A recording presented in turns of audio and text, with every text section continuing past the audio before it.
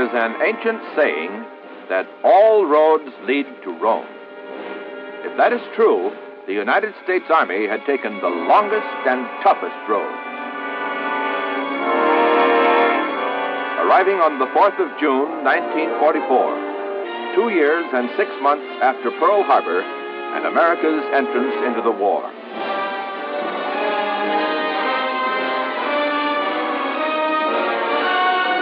Two days after General Mark Clark's Fifth Army captured the Eternal City, General Dwight D. Eisenhower's invasion forces hit the Normandy beaches in a massive amphibious assault.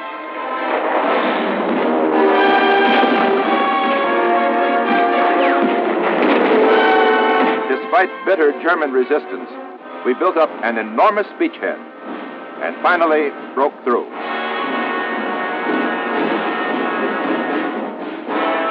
Our 7th Army, commanded by General Alexander Patch, landed in southern France and pushed northward along the Rhone River Valley.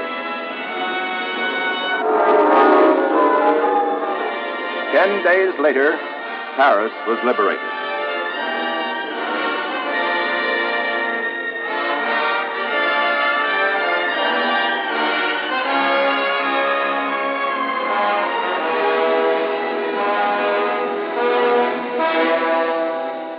In Italy, the Fifth Army crossed the Arno River and swept on toward Bologna.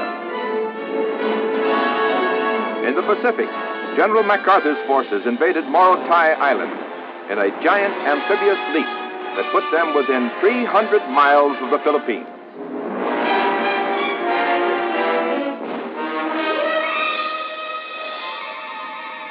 General Stilwell was making progress in Burma with his mixed command of hand-picked American infantrymen, Merrill's Marauders, and British and Chinese units.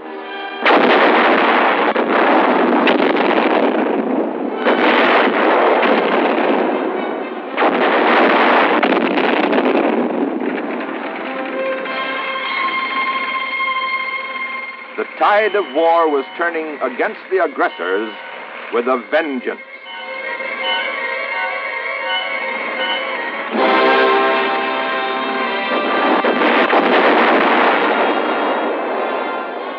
Just 97 days after the 5th Corps of 1st Army had led the assault on Omaha Beach, it had driven 500 miles inland and crossed the German border.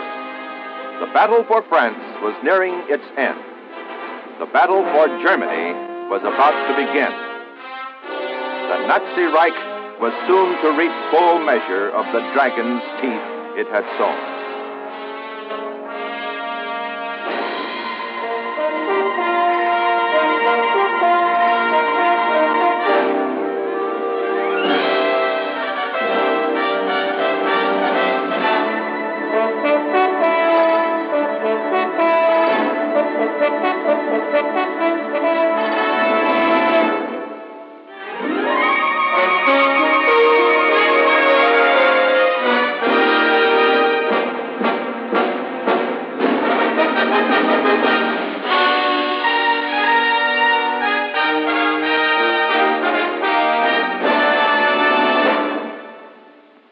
The immensity of global war, as it occurred at the height of World War II, staggers the imagination.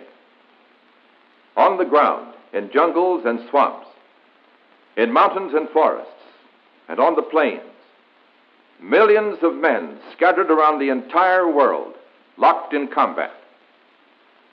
In the air, thousands of others with their bombing and fighting aircraft. On the seas and beneath, other thousands with their surface ships and submarines.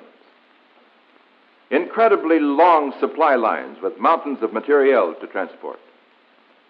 Vast communication networks stretching around the earth. It was the greatest concerted organization of military might in the history of the world. It was as if the scriptural concept of the Battle of Armageddon was being realized in its greatest magnitude. In Europe, by the end of September 1944, the United States had 5 great armies battling the Nazis. The Fifth Army in Italy, the First Army with elements already on German soil. The 9th, the 3rd, and the 7th, all fighting beside British and Free French and other Allied forces. In the Pacific, the 6th Army and other elements. In Burma, General Joseph Stilwell's command of American, British, and Chinese jungle fighters were driving back the Japanese, opening the way for completion of the Lido Road, which our Army engineers were building as a land supply route to the embattled Chinese by way of India. In Russia, German armies were in retreat before massive Soviet counterattacks. To use an old Army expression, we were clobbering the enemy on all fronts. But it was no grand march, no sudden sweep to victory. For as the aggressors were driven back, their resistance increased along with mounting desperation. We paid a price for every mile we took. The battle for Germany was on. For the Germans, their Götterdämmerung, the twilight of the gods, had come.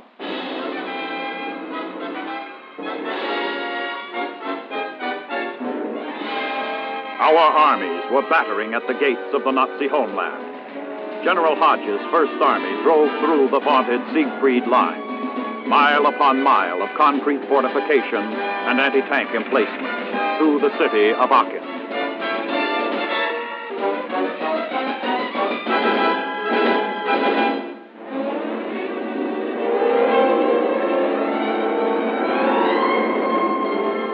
Years and 7 months after General MacArthur had left the Philippines, he kept his promise to return.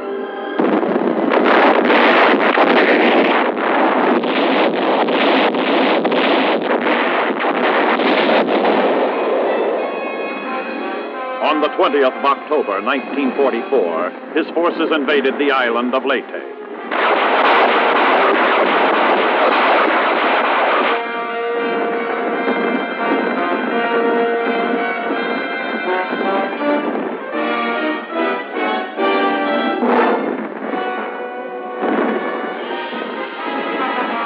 This, too, was to be no easy parade to victory. Our soldiers were to face an enemy who would fight as their leaders ordered them to fight, to the death. They wanted it that way. They were to get what they asked for.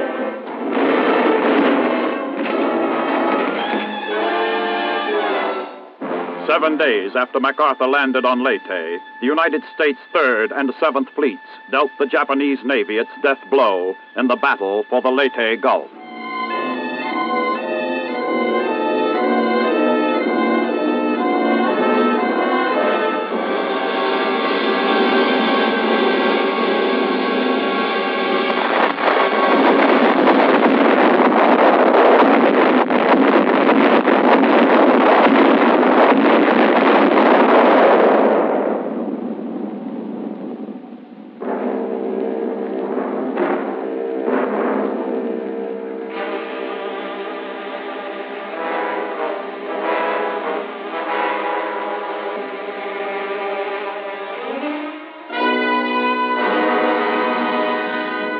The curtain was rising on the last fast-moving act of the drama of World War II. General Patton's Third Army took Metz.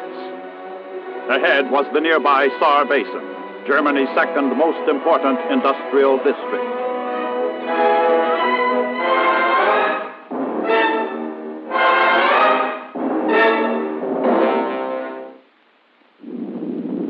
On the other side of the world, Army B-29 bombers from new bases on Saipan showered bombs on Tokyo, a fiery rain from the heavens to avenge Pearl Harbor. The campaign on Leyte was going well as our forces moved on, capturing the Japanese base at Ormoc along the west coast. Other forces landed on Mindoro Island with no losses.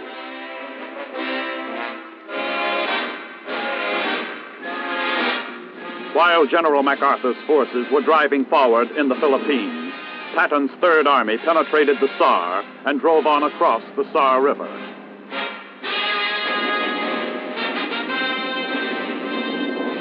a record-breaking fleet of 1,600 United States heavy bombers blasted Frankfurt and other German cities.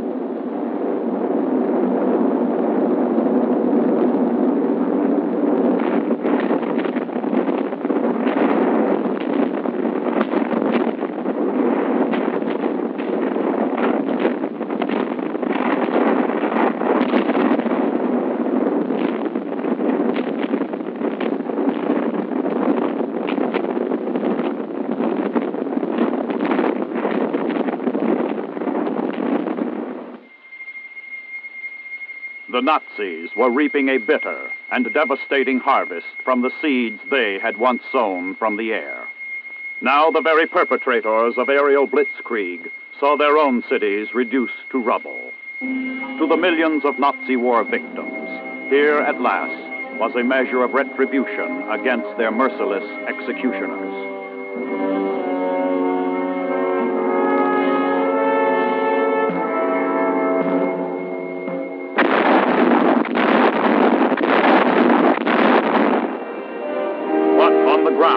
Some of the bitterest fighting of the war took place on the Cologne plain. Our push toward the industrial Ruhr was resisted every step of the way.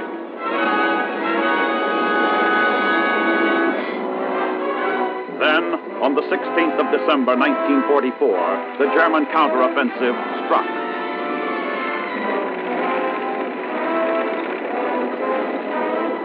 German Field Marshal von Rundstedt suddenly sent a dozen elite divisions smashing into the Ardennes sector.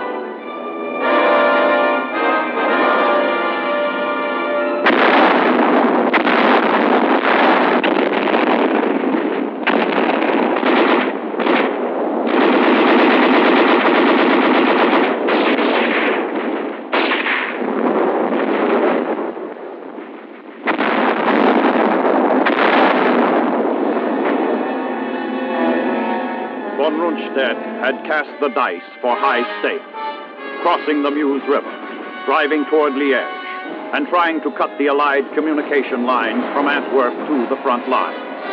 If our lines of communication could be cut, the fate of our armies might be in the balance. This was the Battle of the Bulge.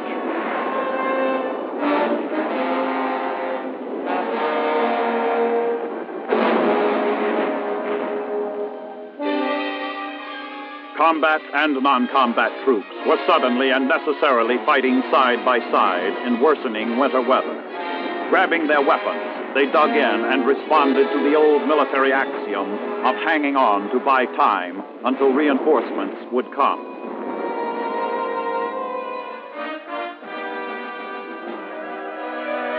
General Eisenhower took immediate action to meet the crisis.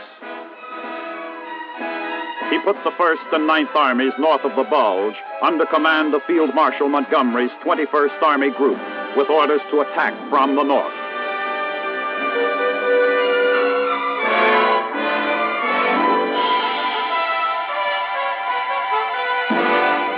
Patton's 3rd Army was to attack from the south.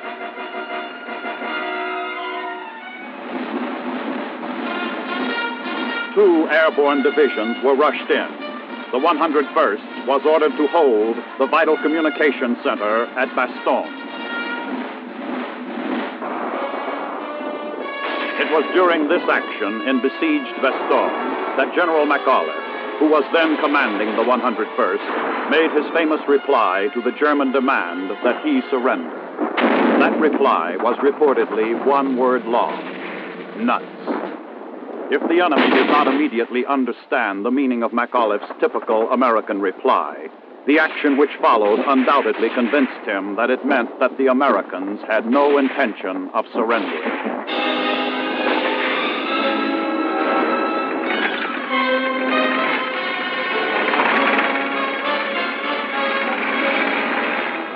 Just 6 days after von Rundstedt had launched his counteroffensive, elements of Patton's 3rd Army, racing up from the south, struck the German on his southern flank. The pressure was off the 101st Airborne.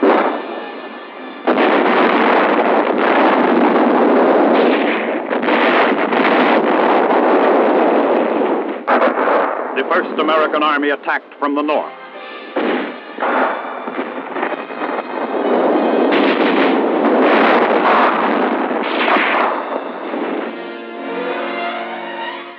After the British struck the Bulge on the west, the Third Army smashed on north to link up with the First Army.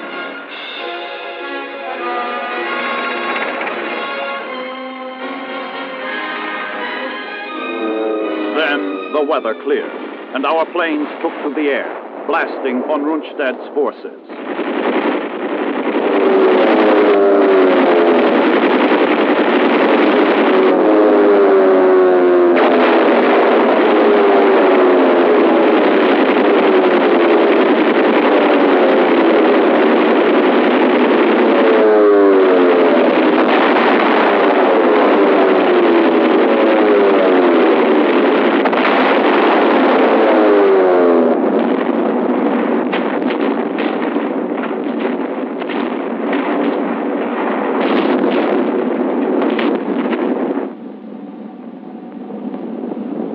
The Battle of the Bulge was soon over.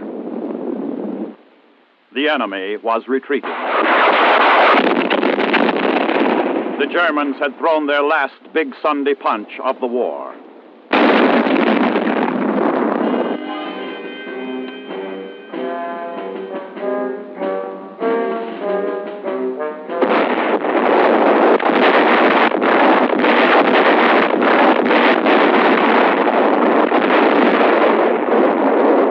While the Battle of the Bulge was going on in Europe, the Eighth Army, commanded by General Robert L. Eichelberger, was battling stiff Japanese resistance on Leyte in the Pacific.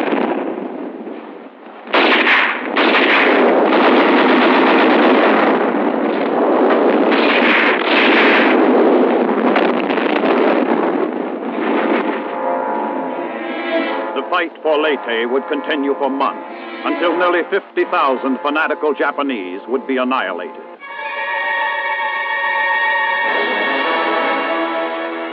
Our forces were spreading out in the Philippines. Sixth Army troops landed on Luzon in the Lingayen Gulf and swept southward to capture Tarlac, only 65 miles from Manila.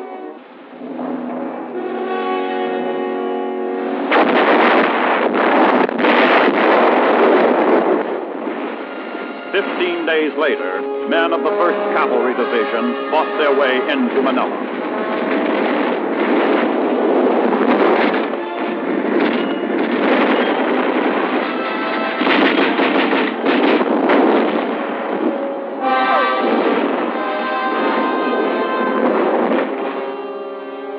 The capture of Manila included the Santo Tomas prison camp. Along with the Filipino people, these prisoners had waited in long and quiet agony for this moment of liberation. Of all the liberated peoples in the world, none showed more gratitude than did the Filipinos. They well knew we had come not for conquest, but to keep a solemn promise to return and destroy the aggressor, who had taken over their homeland in a war of conquest. Less than 2 years later, the Philippines would be given complete independence as a sovereign nation by the United States.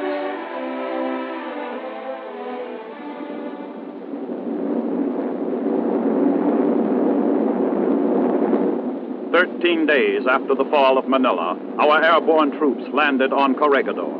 2 years and 9 months after the Japanese had hauled down our flag. It had been a long and bloody road, but we had returned.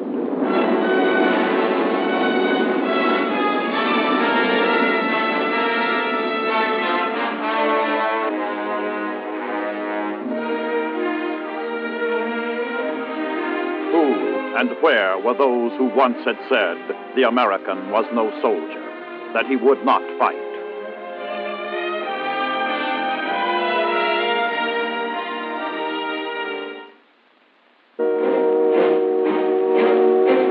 All around the world, climactic events were swiftly gaining momentum. Our Ninth Army, under General Simpson, crossed the Rhine on the 2nd of March. 4 days later, General Hodges' First Army occupied Cologne. 4 days after that, 300 of our superfortresses blasted Tokyo.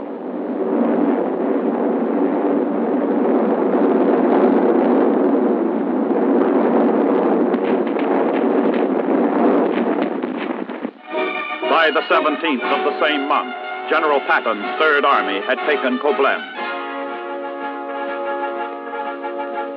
The next day, and half a world away, our troops invaded Panay Island in the central Philippines. 3 days after that, Patton's Third Army crossed the Rhine. 4 days later, General Eichelberger's Eighth Army was landing on Cebu in the Philippines.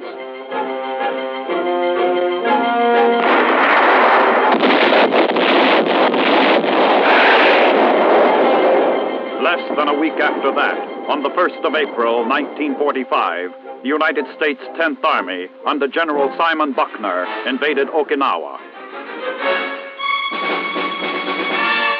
On the 11th of the same month, the 2nd Armored Division of the 9th Army reached the Elbe, only 63 miles from Berlin.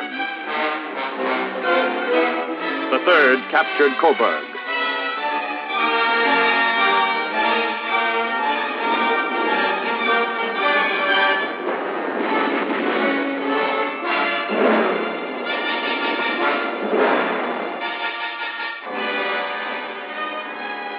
On the 12th of April, death took the Commander-in-Chief, President Franklin Delano Roosevelt. He had lived to see the triumphant advances of American arms, but fate had denied him the satisfaction that final victory would bring.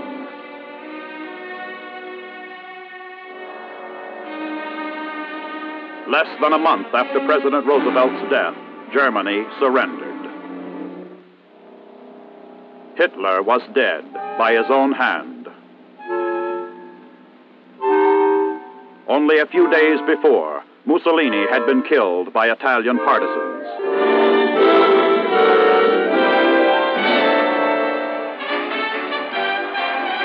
To his home shores, General Eisenhower returned in triumph.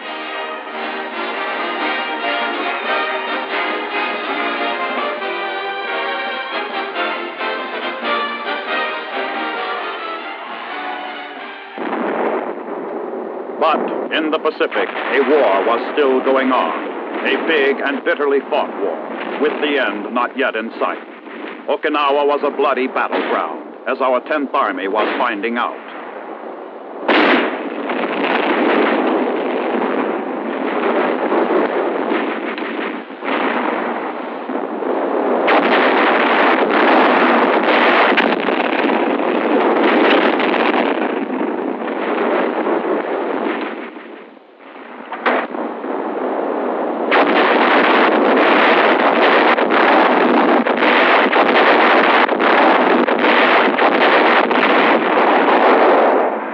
It took us 82 days of continuous fighting to take Okinawa.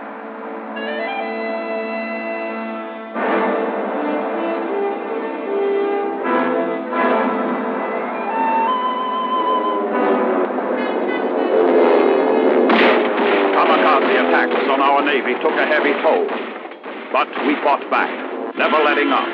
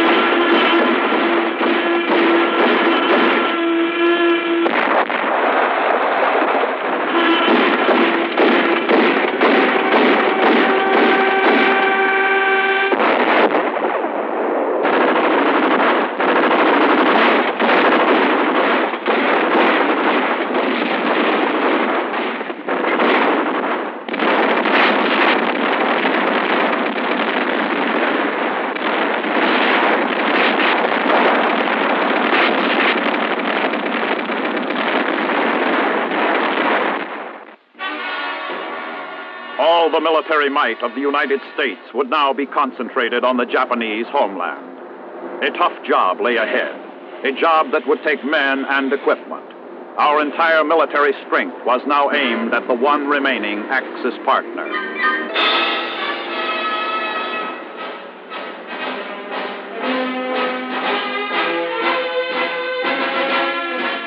Our military planners estimated that in an all-out assault upon Japan itself, our invasion forces would probably suffer 1.5 million casualties.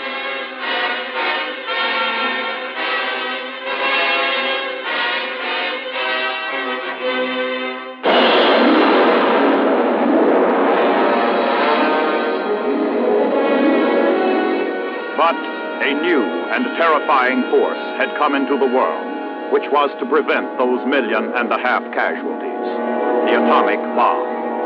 2 of these awesome weapons dropped on Hiroshima and Nagasaki brought Japan to her knees.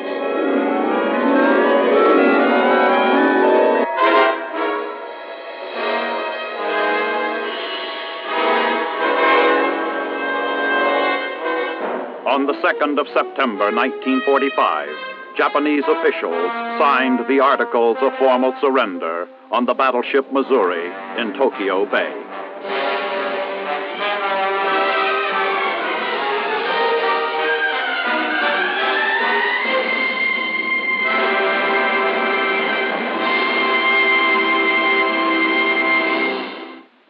The formal surrender by the Japanese on the 2nd of September, 1945, marked the end of the shooting in World War II. It was a momentous, historic event. But there was one other that followed, which might not have been as historic to the world at large, but it was probably the most rewarding moment in the life of a fine old soldier. General Jonathan Wainwright, who had been forced to surrender Corregidor, had been rescued by U.S. Army paratroopers from a prisoner of war camp in Manchuria and flown back to be present at the formal surrender on the battleship Missouri. A day or two after that, he was present at the surrender of General Yamashita and the remnants of the Japanese army in the Philippines. It must have been a great day for Jonathan Mayhew Skinny Wainwright, West Point, class of 1906, American soldier.